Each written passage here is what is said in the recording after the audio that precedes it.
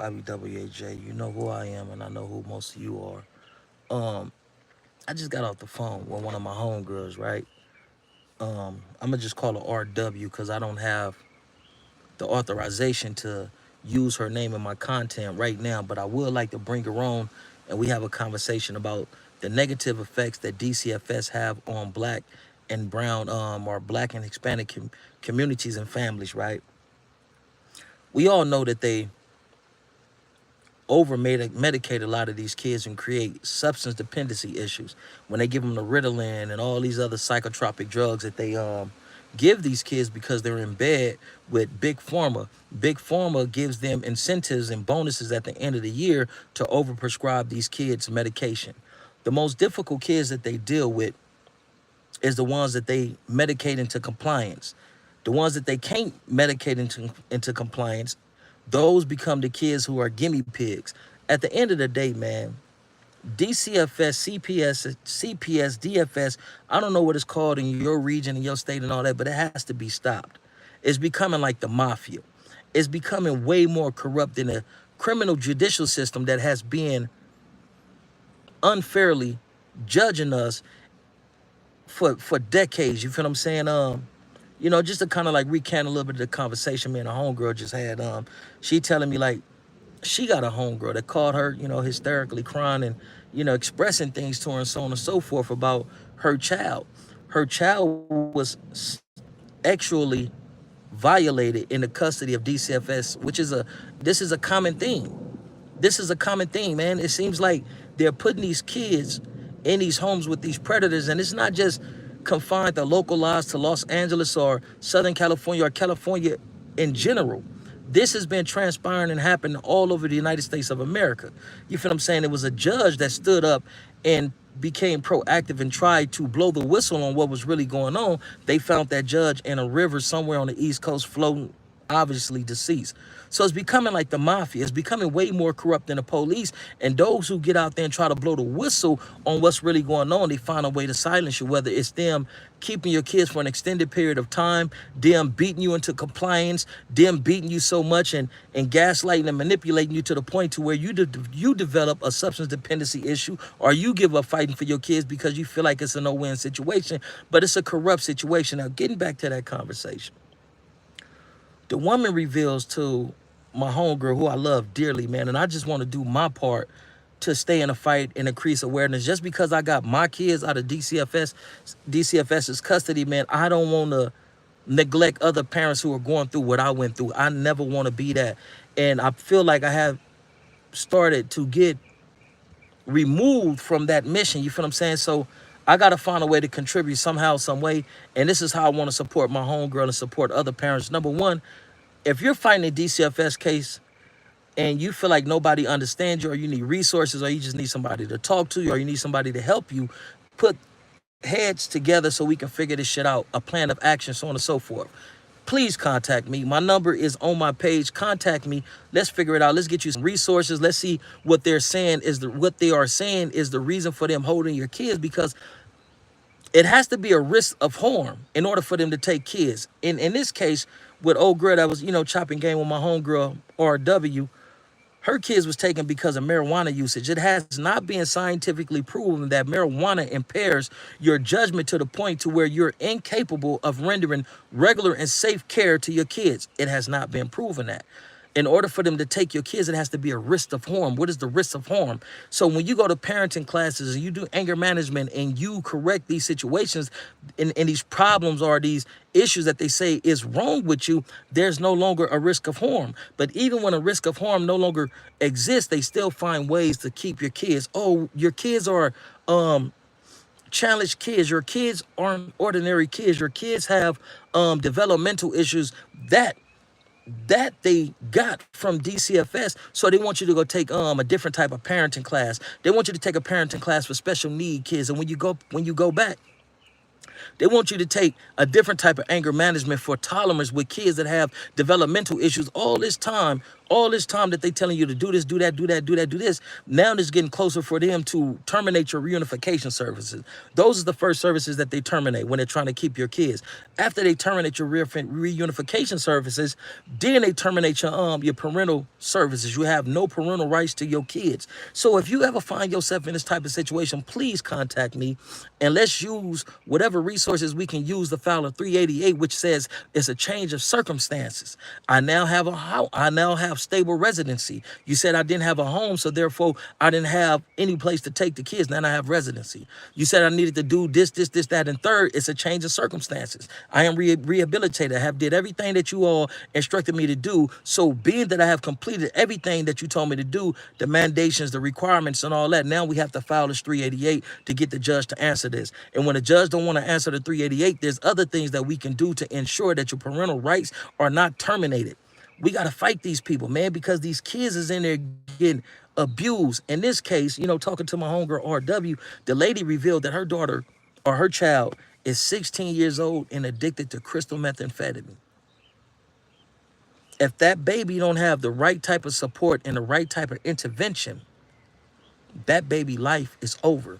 Whenever you introduce these strong, these hard narcotics to a kid whose mind is still underdeveloped and they get used to existing and living off that type of high, it's hard. It's hard to get them off them drugs, man. The meth is not that drug. The little girl was R word in DCFS custody. The medication that they were giving her, it didn't work anymore. It doesn't numb the pain of being R word. So then the little sister was introduced to crystal methamphetamine. You tell me, what is the odds of success of a 16-year-old child who's dealing with trauma of being separated from their parent, their loving household, for marijuana usage? Not smoking marijuana in front of the child, not having the child smoking marijuana, just solely smoking marijuana. And when they did a urine analysis, all they were able to detect was marijuana. No ecstasy, no cocaine, no crystal methamphetamine, no heroin, no fentanyl, no any of that. They taking people's kids because of marijuana consumption, and it's legal for recreational use, long as you do it in a fashion to where it's not influencing kids to want to smoke it, or you're not giving it to the kids or making it accessible to the kids. This is crazy. So this woman smokes some marijuana, and being that she smoked marijuana to cope with being a single mother and having to work 2 jobs, this, that, and third, you take her baby. This is a woman working 2 jobs, smoke a little marijuana. You take her kids. Now she's mentally distraught. Now she don't know how she's going to get her baby back. Now she feels like a failed mother. Now her insecurities is through the roof. And now her daughter or her child is addicted to crystal methamphetamine. And they tell her, you know what? We can't medicate this child into compliance no more. We can't over-medicate the child until the child is like a zombie, because that child has got a little taste of freedom. And that child said, I'm on a run. Catch me when you can. So now they telling her, okay, let's make a deal. We'll let you deal with the child that we severely damaged. We'll let you deal with the child that has a severe level of PTSD. We give you that child, but we're going to keep the other 2. If I'm fit to give regular care to this child, what makes me unfit to be a parent to the other 2? They can't control that child no more. That child is on that crystal meth. That child is now moving, existing, and doing everything that it does to take care of that crystal methamphetamine high. It's a sad situation, man. I know y'all want some gangster shit. I know y'all want me to go after Munchie B. I know y'all want me to trip on Cuz and get on this motherfucker and go crazy. But there's bigger issues that we need to address and attack. DCFS, CPS, DFS, they have to be stopped, man. When you ride down Figueroa and all these other host roads throughout America, those childs was in that custody. If you can't properly take care of these kids, and you giving these foster parents that's molesting these kids, little black kids somewhere in the South and the Midwest getting locked in dog cages, to white foster parents molesting all of them. A gay couple is violating young black boys. got them sleeping in a cold room. One of them passed away. These kids is being mistreated. If you can't properly take care of these kids, then work out something with the parents to where you can give these parents a little bit more money to properly take care of their babies. Because a lot of times, I'm about to get off this thing because I got to get to work. But who is this bitch ass nigga laughing? Cuz as if it's a joke and it's a game. God forgive me, I shouldn't even call them that, because he could have just been laughing about me saying, oh boy, woody whoop and all that. Let me get into a few of these comments. Facts, I worked in group homes and camps. Firefox, much love and respect to you. I love to dialogue with you some more. Monte, what's good, homie? Do you hit it from the back or the front on the regular? If you're talking about females, I love to run through multiple positions. The back, front, side, turn it around and just get rolled, reverse, cowgirl, all that shit. I'm into all that shit. Titty sucking, kissing on necks, and like I'm into all that shit, man. And like, you feel what I'm saying? But with women. But I shouldn't even be telling y'all my personal business. All right, Debo Shimo Entertainment said got a PhD in yapping.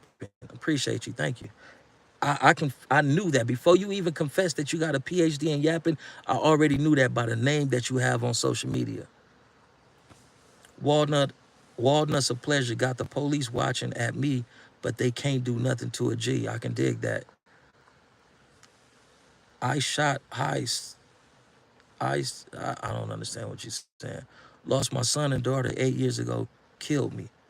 Hey, if you serious and you ain't trolling, man, I send my love and my heartfelt condolences, man. And if you ever need to talk, man, I'm here. You know, I lost a child as well. You feel what I'm saying? I probably shouldn't be putting that on here, but I like being transparent and all that, you feel me? Because people like to troll and say disrespectful things to try to get a reaction. If you try to use that against me, you're not going to get a reaction. You feel what I'm saying? White Nubian King say, imagine your family gets raped, enslaved, and genocide for 400 years, and when you finally break free, you stay around those people instead of going home to Africa. The system that has raped my people and created genocides has created a system to where it's virtually impossible for the average African American to just get up and leave and go to Africa. Now, if they wanted to create a exodus, assistance and discounted rates, flights, and so on and so forth, we would gratefully appreciate that, because America is doomed. And the reason why America has any flavor and America is strong is because our people being here. America is nothing without African Americans. We built this shit. Remember that. Y'all inventors, y'all innovators and all that shit stole that shit from us. You feel what I'm saying? But y'all step and be blessed. I got to get to work. God bless y'all. I love y'all.